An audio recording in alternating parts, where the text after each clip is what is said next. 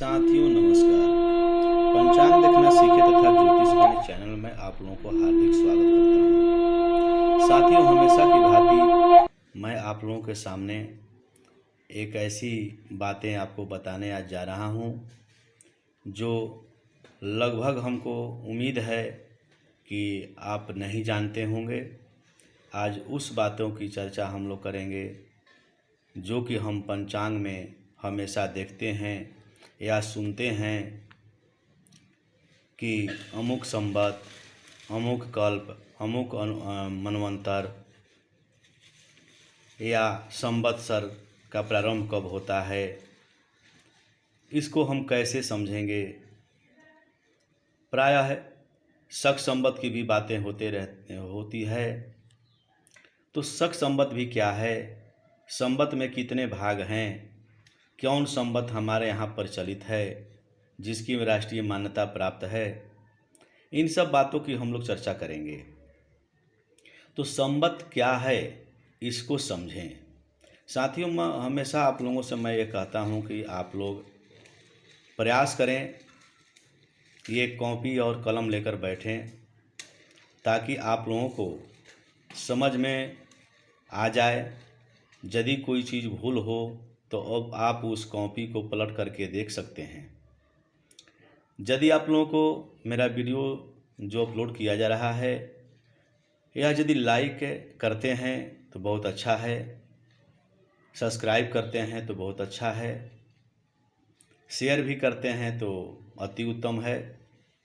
यदि आप लोगों को मैं ये भी कहता हूँ कि यदि आप लोगों की इच्छा हो कि ये वीडियो अच्छा नहीं है, ये ज्ञानवर्धक नहीं है, हमें इससे कुछ लाभ प्राप्त नहीं हो रहा है, तो आप डिसलाइक कर दें, स्किप कर दें। अन्यथा यदि इससे कुछ लाभ होता हो तो आप कृपया इस वीडियो को शुरू से अंत तक देखने का प्रयास करें। आधा पर छोड़ देंगे तो आप नहीं जान पाएंगे कि इसका क्या अर्थ है, इसकी गणना कैसे करते हैं। तो कृपया आप लोग बने रहें, स्किप न करेंगे। स्किप करेंगे तो ये बात संवत्सर का नहीं आप लोगों के पास ज्ञान हासिल हो पाएगा। कृपया देखें कि संवत्सर क्या है। देखिए, मैं आप लोगों के लिए आसानी से समझने के लिए आप लोगों के सामने लिख कर भी रख देता हूँ ताकि आप लोगों को समझ में आए हम लोग देखें कि संवत क्या है, समझें। यानी 12 मास का एक संवत होता है। 12 मास यानी 12 महीना का एक साल जिसको हम लोग कहते हैं वही संवत कहलाता है। ऐसे तो कई प्रकार के संवत प्रचलित हैं, लेकिन आज 2 संवत ही प्रख्यात हैं। इसको समझना हमें जरूरी है। संवत एक है विक्रम संवत और दूसरा है शक संवत। यानी विक्रम संवत को क्या हम समझेंगे, कैसे समझेंगे, कब प्रारंभ हुआ, कब क्या हुआ, इसके बारे में विस्तार से समझें। विक्रम संवत की शुरुआत राजा विक्रमादित्य के द्वारा की गई थी, इसलिए इसे विक्रम संवत कहा जाता है। यह अंग्रेजी कैलेंडर से 57 वर्ष आगे है। जहाँ पर अंग्रेजी कैलेंडर 2021 का है, जैसे वर्तमान का है, तो 2021 प्लस 57 करेंगे तो मेरा विक्रम संवत निकल जाएगा, जो प्रायः आप लोग पंचांग पर देखते हैं। यानी 2078 वर्तमान का संवत होगा। शास्त्रों में कुल 60 संवत होते हैं। अब आए शक संवत के बारे में जानें। शक संवत की शुरुआत उज्जैनी के क्षत्रप चेस्टन ने प्रचलित किया। यह अंग्रेजी कैलेंडर से 78 वर्ष का अंतर है। यानी 2021 चल रहा है, उसमें 78 वर्ष माइनस कर दें, घटा दें, तो आपका शक संवत निकल जाएगा, यानी 1943 होगा। यानी ईसवी सन में 78 वर्ष घटाएंगे तो एक शक संवत बनेगा। शक संवत अपनाने के पीछे कुछ वजह है, इसे राष्ट्रीय मान्यता भी प्राप्त है, क्योंकि प्राचीन शिलालेख यानी कहीं भी खुदाई यदि होता है या पुराने मंदिर हैं, उस शिला पर कुछ लिखा हुआ रहता है तो हम शक संवत से ही उसका मिलान करते हैं, गणना करते हैं। इसका वर्णन देखा गया है। पूरे दुनिया में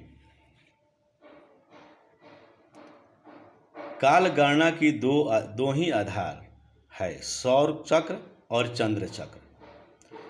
सौर चक्र के अनुसार पृथ्वी को सूर्य की एक परिक्रमा करने में 365 दिन 6 घंटा लगभग लगते हैं, और चंद्र चक्र के अनुसार 354 दिन होते हैं, जो कि मलमास का कारण होता है। तब समय पूरा होता है। अब देखें संवत्सर निकालने की विधि। आखिर जब हम संवत्सर को देख लिए तो संवत्सर कैसे निकालेंगे। ऊपर में ही आप लोगों को मैंने बता दिया है कि संवत्सर जो है 60 होते हैं, संवत 60 होते हैं। ऊपर में जो हम लोगों ने अभी चर्चा किया कि 57 जोड़ेंगे और एक में 78 घटाएंगे तो हो रहा था 2078 संवत, और शक जो हो रहा था 1943। देखिए वर्तमान का मैं पंचांग रखा हूँ यहाँ पर, देखिए 2078 संवत 2078, शक 1943। आनंदादि संवत्सर है। आपको बताएंगे कि ये आनंद कैसे हम समझेंगे कि आनंद नाम है इस संवत का। यानी इस वर्ष जो हमारा पंचांग आया है, उस पंचांग में संवत तो हम समझ गए कि उसमें 57 जो हम माइनस करेंगे, 57 प्लस करेंगे तो मेरा संवत निकल जाएगा, और 78 माइनस करेंगे वर्तमान वर्ष से तो मेरा शक संवत निकल जाएगा। तो ये तो हम समझ गए, लेकिन यहाँ पर आनंद एक शब्द लिखा हुआ है, यानी आनंद नाम का संवत्सर आज का 2021 में प्रारंभ है। इसको कैसे निकालेंगे, तो इसकी विधि मैं आप लोगों को बताने जा रहा हूँ। उसको ध्यान पूर्वक आप लोग देखें, कृपया स्किप नहीं करेंगे, समझ में नहीं आ पाएगी। हमारे ज्योतिष भाई थोड़ा सा विशेष तौर से ध्यान देंगे, इसलिए कि आपको शक संवत और संवत की बात हमेशा मन में आते रहते हैं, और ज्योतिष का ये एक आधार है, इसे समझेंगे। संवत्सर निकालने की विधि देखिए। सूत्र है, संवत्सर को सन या सन को संवत्सर बनाने के लिए सन में 57 जोड़ें, फिर जो आएगा उसमें 9 जोड़ें, फिर जो आएगा उसमें 60 से भाग दें। जो शेष फल आएगा वह पीछे का संवत्सर होगा, और जो शेष बचेगा उसमें 1 जोड़ेंगे तो वह इस साल वर्तमान समय का संवत्सर होगा। जैसे हम लोग देखें, जैसे उदाहरण के लिए 2021 में हम 57 जोड़ेंगे तो मेरा 2078 हुआ। नियम कहता है कि इसमें 9 हमको जोड़ना है, 9 जोड़ेंगे तब 2087 हो जाएगा। अब देखें, यह भी नियम कहता है कि जो आए जोड़ने के बाद तो उसमें हम 2087 में भाग 60 का दे देंगे। जो भाग फल को छोड़ देंगे, शेष पर ध्यान देंगे। जो मेरा शेष फल आएगा उसे हम वर्तमान का गत संवत्सर समझेंगे, और उसमें 1 जोड़ेंगे तो वर्तमान संवत्सर समझेंगे।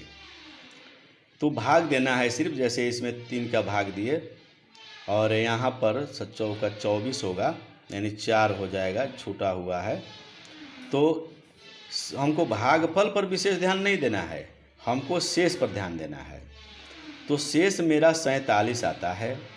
47 जो नियम कहता है कि बीता हुआ संवत्सर होगा, तो हमारा इसके पहले 2020 में मेरा संवत्सर जो था वह संवत्सर परमादि संवत्सर था, और एक जोड़ दिए तो वर्तमान का समय संवत्सर मेरा आनंद हो गया। अब रही बात कि हम कैसे इसको निकाल लेंगे, कि हमारे पास तो ये संवत्सर का नाम लिखा हुआ नहीं है संवत का, कि 60 होते हैं तो कौन कौन हैं। तो उसके लिए मैं आप लोगों को आगे बता रहा हूँ। ये भी ध्यान रखें कि प्रत्येक वर्ष चैत्र शुक्ल प्रतिपदा से 9 संवत्सर का प्रारंभ होता है। ये विशेष तौर से आप ध्यान रखेंगे। अब आगे देखें, यहाँ पर देखिए हम संवत्सर का नाम दिए हुए हैं। संवत्सर 60 होते हैं जिनके नाम निम्नलिखित प्रकार हैं। अब देखिए 20-20 क्रम में यदि आप चाहें तो मैं थोड़ा सा छोटा कर देता हूँ, इसको स्क्रीनशॉट भी लिया जा सकता है। तो आप देखें 1 से 20 तक इस लाइन में है, 21 से 40 तक है नाम। उसके बाद यहाँ देखें 41 से 60 तक है नाम। हमारा शेषफल आया है 47। तो 47 जब ये वाला 47 जो शेषफल मेरा 47 आया है, तो 47 के नंबर में देखेंगे तो 47 में देखिए परमादि है, और एक जोड़ दिए 48 हो गया, तो 48 में हमारा संवत का नाम आनंद है। इस प्रकार प्रत्येक वर्ष का प्रत्येक साल का आप संवत्सर निकाल करके जान सकते हैं। ये ज्योतिष भाइयों के लिए बहुत ही महत्वपूर्ण बात है, इसे जानना हमें बहुत ज़रूरी है। साथियों, यदि वीडियो मेरा अच्छा लगा हो और इससे आपको ज्ञान प्राप्त हुआ हो तो कृपया लाइक शेयर सब्सक्राइब अवश्य करेंगे और अपने मित्रों को बताएंगे, समझाएंगे। तब तक के लिए धन्यवाद।